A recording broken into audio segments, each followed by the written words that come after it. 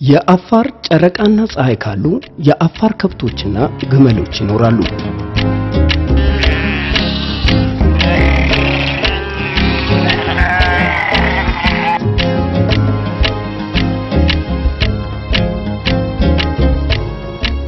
የአፋር ከብቶችና ግመሎች ካሉ ደግሞ የአፋር አሪ ይኖራል።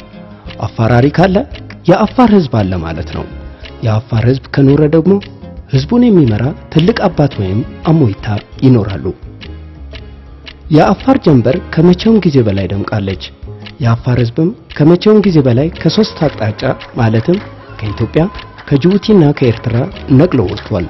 አሳይታ ከተማም ከመቼውም ጊዜ የበለጠ በእንግዳ ተጨናንቃለች። ዛሬ ልዩ በዓል ነው። የአፋር ሃይማኖታዊ አባቶች በጠዋቱ ከሱልጣን አሊ ሚራ መቃብር ዘንድ ተሰብስበው ጸሎታቸውን እያደረሱ ነው።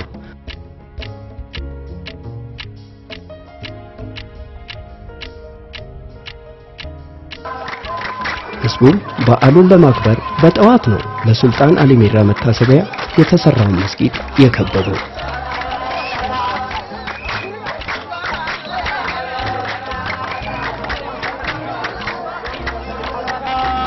ምክንያቱም ዛሬ ልጃቸው ሀንፍሬ የአባታቸውን በትረ ስልጣን ይረከባሉ።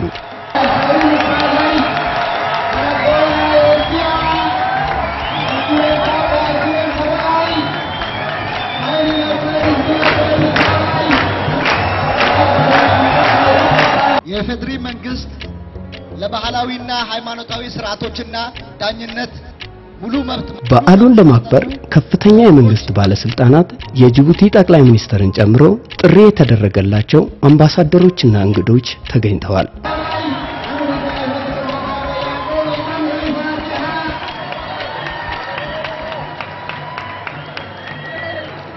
በእለቱም በጅቡቲና በኤርትራ የሚገኙ ሱልጣኖች ከአሁን ወዲህ መሪያችን አንተነ በሚል የስልጣን ሽግግሩን አካሂደዋል።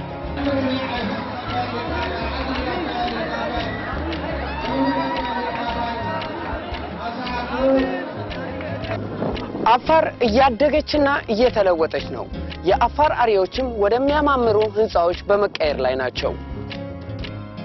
ሆኖም አፋሮች የተሻለ ልማትና እድገት የሚሉት እንደ ከብቶቻቸውና ግመሎቻቸው በአንድነት ሰብስቦ የሚመራቸው አባት ሲኖራቸው ብቻ ነው።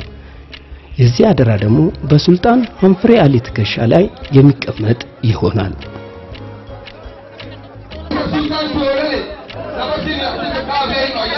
ይሄ ሱልጣን ሀንፍሬ አሊ ሚራ ረህመሁ ማለት አንዲት ከብት ስትታለብ አንድ ወተት ነጭ ወተት ነው የሚወጣት አይደለ? እንደዚያ አድርጎ እንዳንድ ከብት ወተት አድርጎ ያደባልቀናል። ሰላም ወንድማማቾች እንሆናለን። ለማንኛውም በልማትም በትምህርትም በማንኛውም ነገር እሱ እንደዚህ ከተመረጠ በኋላ ሰላም ይሆናል ብዬ አስባለሁ። እኔ ቃሌ ያንሰኛል ማለት ፈልጋለሁ። በጣም ተደስተኝ ማለት ነው። በጣም ተደስተኝ እና ለወደፊትም እንደው እንደዚህ ከሆነ ጥሩ ነው እላለሁ።